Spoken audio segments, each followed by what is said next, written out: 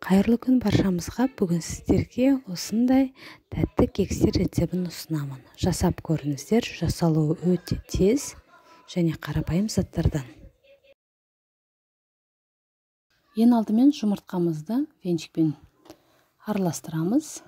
Миксерді немесе осыны венчикті пайдалана беруге болады. Артынан қантымызды, айранымызды құйып, тағы жақсылап араластырамыз. Сұйық май тұзымызды саламыз.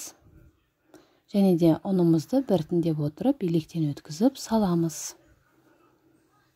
Бірнеше бөліктерге бөле отырып, жақсылап араластырып отырып, қоймалжың сұйықтық жасаймыз. Ең артынан қопсытқыш саламыз. Жақсылап араластырып, осындай біркелкі қою қоймалжың сұйықтық бізде пайда болды. Ендігі осы салмамызды ыдыстарымызға бөліп салып аламыз. Барлығын салып алдық. Қалауымыз бойынша беттеріне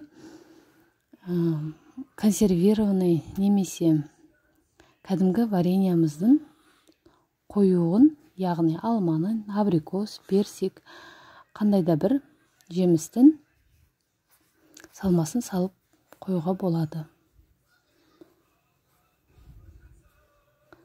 Мінеки 25 минутта 180 градуста кекстеріміз пісіп шықты.